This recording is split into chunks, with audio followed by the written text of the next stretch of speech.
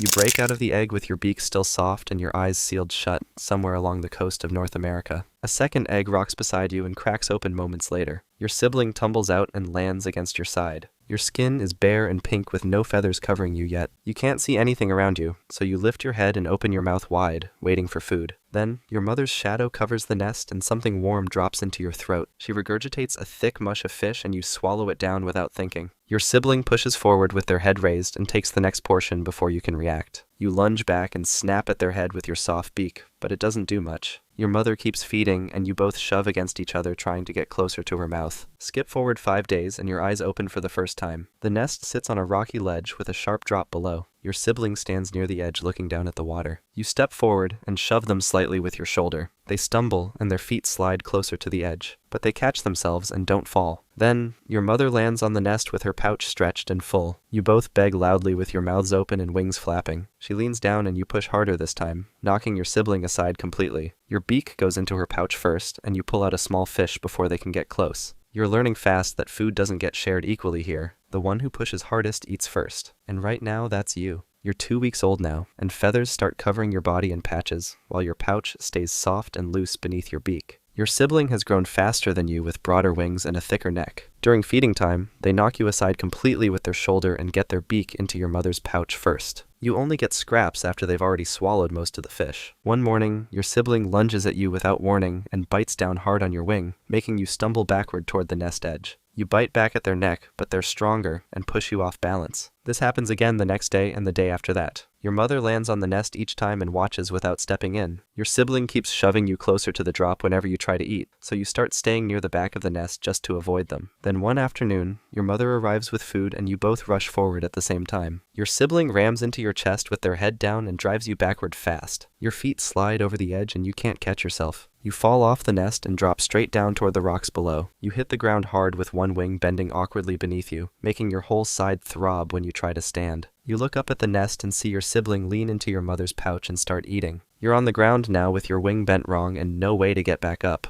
Your mother won't come down here to feed you. If you want to survive, you'll need to figure it out on your own. You're 3 weeks old now, and your wing still throbs when you try to move it the wrong way. You can't fly yet, so you need to find food on the ground, or you won't make it. You waddle away from the nesting area toward the water with your bent wing dragging slightly behind you. Other adult pelicans walk past on their way to the ocean, but none of them stop or look at you. You reach the shallow water and spot small fish darting just below the surface. You dip your beak in fast, but they scatter in every direction before you can close your pouch around them. You try again and miss. Then again. Your pouch stays empty while the fish keep moving away faster than you can react. A gull lands a few steps away and snatches one of the fish you were watching, swallowing it in one quick motion before flying off. You need to change something or you'll starve, so you stop moving and stand completely still in the water. A fish swims close without noticing you. You snap your beak down hard and your pouch stretches open for the first time, trapping the fish inside. You lift your head and let the water drain out through the sides of your pouch. Then tip your beak back and swallow the fish whole. It slides down your throat and fills your stomach. That's your first real meal. Over the next few days, you keep practicing in the shallows and catch more fish using the same method.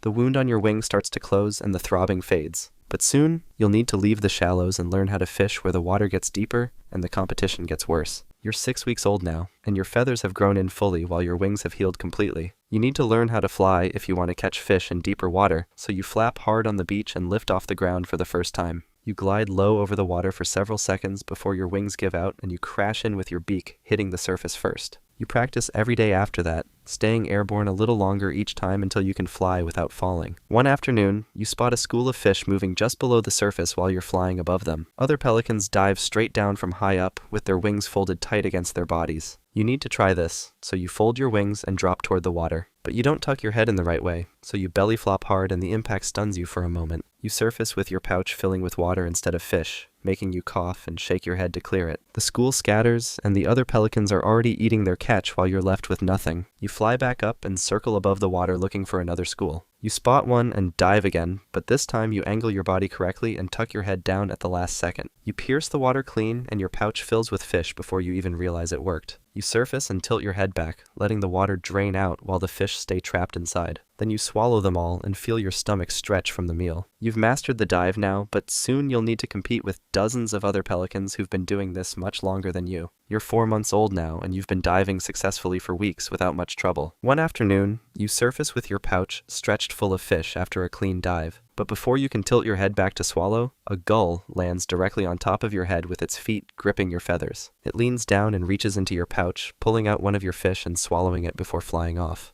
You shake your head hard, but the gull is already gone with your meal. This happens again the next day with a different gull doing the same thing. You need to stop this from happening, so you learn to tilt your head down immediately after surfacing and swallow fast before anything can steal from you. The gulls still try to land on you, but now your pouch is already empty by the time they reach you. Later that week, you spot a large school of fish below and dive toward them at the same time as 3 other pelicans. You all surface together in a tight cluster with your pouches full and your wings touching. One pelican rams into your side hard, making you tip sideways and spill half your catch back into the water. The fish scatter and disappear before you can recover them. You need to defend what's yours, so you lunge forward and snap at the pelican's neck with your beak. They back away quickly and leave you alone. You tilt your head back and swallow what's left in your pouch before anyone else can take it. You're holding your ground now and keeping what you catch. But soon, you'll need to find other pelicans to fly with if you want to catch the bigger schools that move too fast for one bird alone. You're 10 months old now, and you join a group of 6 pelicans flying in a loose line above the water. You spot a massive school of fish moving below with their silver bodies flashing just under the surface. The group needs to work together to catch them, so the lead pelican circles once and the rest of you follow. Then the lead dives first with its wings tucked tight, and you dive third right after the second pelican drops. Your pouch fills completely with fish as the coordinated attack traps the school between all of you, making it impossible for them to escape. You surface and swallow your entire catch, while the others do the same around you. Everyone eats well. You return to this same group over the next several weeks and hunt with them almost every day. One afternoon, the wind picks up suddenly and starts pushing you sideways while you're flying back toward the shore. The water below turns rough with waves crashing into each other. You try to keep flying straight, but the wind shoves you off course and makes your wings work harder just to stay level. Then it starts raining hard enough that your feathers grow heavy and pull you down. You drop toward the water fast and crash into a wave with your wings folding awkwardly beneath you. The water pulls you under for a moment before you kick your way back to the surface and start paddling hard toward the beach with your legs. The storm passes after about an hour, and you drag yourself onto the sand with your body shaking from exhaustion. But you're still alive and nothing is broken. You've survived your first real storm, and now you know the ocean can be just as dangerous as any predator. You're 2 years old now, and your pouch has turned bright yellow and orange during mating season. You land near a nesting area, where other males are already displaying with their wings stretched wide and their heads thrown back. You need to attract a female, so you stretch your wings out as far as they'll go and toss your head backward repeatedly while walking in a circle. A female walks past and you follow her with your head bobbing up and down, but she keeps moving and stops near another male instead. You try again the next day with a different female using the same display. This time she stops walking and watches you for a moment. Then she starts bobbing her head in the same rhythm as yours. You lead her away from the other birds toward a flat rocky area, and she follows close behind.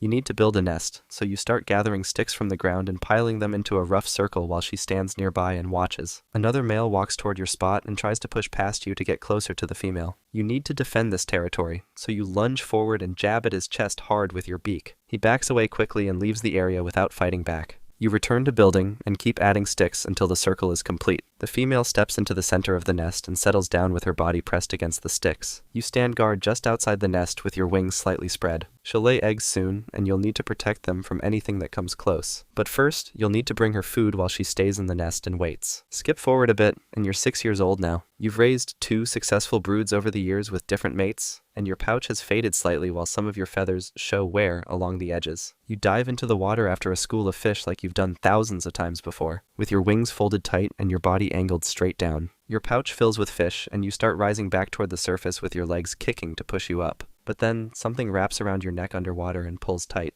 It's a fishing line tangled in a mass of floating seaweed, and the current drags it tighter around your throat with every movement you make. You thrash hard and beat your wings against the water, trying to break free or loosen the line, but it just cuts deeper into your skin, making it harder to move. Your pouch opens from the struggle, and all the fish spill out into the water around you, sinking slowly as they drift away. You pull backward with all your strength one more time, but the line doesn't break and your throat closes completely. Your wings stop beating and hang limp at your sides. You start sinking slowly through the water with the line still wrapped tight around your neck. The surface above you grows more distant with each second, and the schools of fish keep moving past like nothing happened. Then everything stops moving, and you go still in the water below.